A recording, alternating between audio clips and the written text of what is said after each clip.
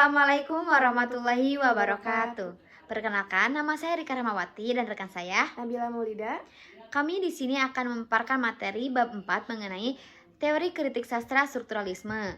Pada bagian pertama akan dipaparkan oleh rekan saya yaitu Nabila Maulida. Baik, di sini pengertian strukturalisme merupakan sebuah teori sastra terhadap teks-teks sastra yang menekankan keseluruhan relasi antara berbagai unsur teks. Relasi dapat dipelajari berkaitan dengan mikroteks atau kata ataupun kalimat, keseluruhan yang lebih luas, bait atau bab, maupun intelektual seperti karya-karya lain dalam metode tertentu. Nah, relasi tersebut dapat berwujud ulangan, gradasi ataupun kontrastasasi parodi. Menurut Hartoko dalam tahun 1990 pada halaman 135 sampai 136. Nah, teori strukturalisme juga memiliki latar belakang sejarah yang cukup panjang dan berkembang pada dinamis. Terdapat banyak konsep dan istilah yang bertentangan. Nah, menurut Roland dan Jula Kristeva, strukturalisme Prancis mengemukakan bahwa pengembangan seni penafsiran struktur berdasarkan kode-kode bahasa sastra. Melalui kode bahasa diungkapkan kode retorika, psikoanalisis, sosiokultural. Nah, terdapat 3 ciri ilmiah, yaitu sebagai aktivitas yang bersifat intelektual, sebagai metode ilmiah, sebagai pengetahuan umum. Nah, selanjutnya yaitu sasaran strukturalisme dalam kritik sastra adalah celah hitam pada karya sastra. Kritik berupa menemukan sendi-sendi kelemahan dan kelebihan karya sastra. Nah, menurut Levi Strauss pada tahun 1988 pada halaman 63-64 mendefinisikan mitos adalah semacam cetusan pemikiran intelektual. Kritik sastra juga memperhatikan kondisi keberadaan karya sastra. Objek sastra hanya ada melalui proses penafsiran. Di sisi lain, makna tergantung pada teks mitos itu atau pada keadaan. Nah, teks sastra maupun non sastra dapat diterima baik sebagai tontonan ataupun pesan.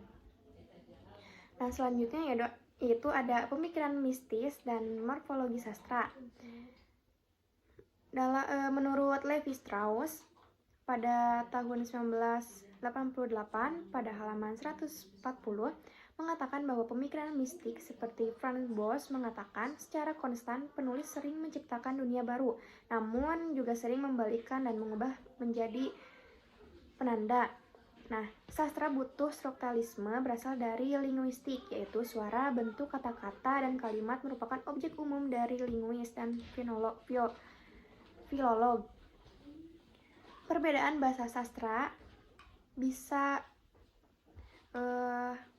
biasa tidak begitu jauh. Banyak penulis menggunakan bahasa yang sama dengan yang lain, namun akses yang dilakukan formalisme memiliki nilai-nilai karakter dan cenderung pada aspek linguis. Nah, selanjutnya yang terakhir ada tanda-tanda pesan, yaitu penulis bekerja melalui konsep dan kritikus dengan cara menemukan tanda-tanda. Nah, tanda-tanda ini memungkinkan dan bahkan memerlukan penggabungan sejumlah budaya manusia krealitas. Tanda bagi penulis yaitu karya menjadi berarti bagi kritikus karena itu adalah objek wacana kritis. Nah, sebagai tema dan simbol yang bersifat sastra tertentu, tanda menjadi penting. Yang ditandakan berupa menjadi penanda, sebaliknya merupakan bentuk pertukaran konstan, bahkan boleh dikatakan sebuah inversi abadi tanda dan makna. Strukturalisme bisa mencapai objek kritik dan menawarkan diri sebagai metode ilmiah. Dan metode strukturalisme ini didasari pada saat menentukan kembali pesan dan kode yang dikemukakan dalam analisis struktur inanem dan tidak dilaksanakan dari luar dengan prasangka ideologis. Cukup sekian, selanjutnya disampaikan oleh Rika. Baik, selanjutnya akan disampaikan oleh saya mengenai strukturalisme membaca dekat dan studi imanen. Dalam analisis strukturalisme dari konsep Jacobson tentang konsep metafor dan metanomi, buku teks percaya bahwa terjadinya puisi tanpa citra, tetapi aktualisasinya dalam kiasan leksikal yang diimbangi dengan kiasan gramatikal amat tepat dalam mengadopsi metafora dan metanomi sebagai kutub tipologi tentang bahasa dan sastra. Para ahli yang bergerak dalam studi struktural menyatakan bahwa bahasa puisi dan bentuk-bentuk ekspresi sastra pada umumnya tidak bisa, sebab pada kenyataannya analisis terhadap hubungan-hubungan antara kode dan pesan itu. Eliot memberikan pengertian analisis struktur dapat dianggap sebagai setara dengan kegiatan sastra Amerika yang disebut membaca dekat. Nah, di Eropa, setelah Leo Spitzer, strukturalisme sering disebut dengan istilah studi imanen. Analisis struktur membatasi diri untuk mempertimbangkan struktur motif. Studi imanen semacam rangsum pemahaman yang akan menggantikan rasionalitas. Strukturalisme mengandung struktur sastra. Kemudian berlindung terhadap kritik imanen untuk menghindari fragmental yang cukup mengancam analisis tematik spasial. Selanjutnya yaitu ada strukturalisme dan antropologi sastra. Nah, menurut Caster, strukturalisme tidak hanya metode tetapi memiliki kecenderungan umum pemikiran. Strukturalisme juga memuat ideologi, prasangka yang masuk ke dalam struktur. Kritik struktural bisa memperlakukan seperti materi studi antropologi yang dilakukan Prof dalam Levi-Strauss. Pada metodologi primitif sudah menunjukkan bagaimana metode struktural diterapkan pada teks-teks. Antara strukturalisme dan bermeneutik memiliki perbedaan, yaitu pada objek tetapi dalam posisi kritis. Nah, kritik sastra dan teori memberikan tipologi imajinasi, yaitu seperti imajinasi perilaku, situasi, hubungan antar manusia, dan imajinasi dramatis. Yang selanjutnya yaitu ada kritik terhadap strukturalisme. Kritik struktural yang muncul dari objektivisme mengutuk Poilet untuk struktur adalah tidak oleh kesadaran kreatif, melainkan oleh kesadaran kritis.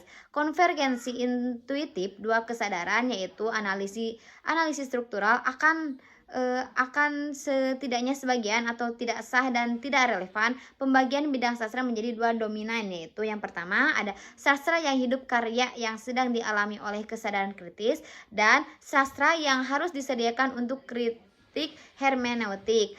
Dalam kasus apapun, kritik sastra tidak memiliki alasan untuk menolak untuk mendengarkan strukturalisme.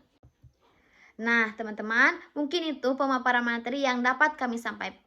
Adapun kesimpulan di sini, teori kritik sastra strukturalisme berfokus pada analisis struktur internal karya sastra, menyoroti bagaimana elemen teks berinteraksi dan membentuk keseluruhan makna. Strukturalisme juga memandang karya sastra sebagai sistem tertutup yang otonom, di mana makna ditentukan oleh hubungan antara unsur dalam teks itu sendiri, bukan oleh konteks internal seperti biografi penulis. Nah, pendekatan ini menentukan pentingnya pola atau konvensi membentuk teks, serta bagaimana pembaca memaknai struktur tersebut. Melalui analisis struktural, kritik sastra mengungkapkan mekanisme dan aturan yang mencakup makna dalam karya sastra tersebut.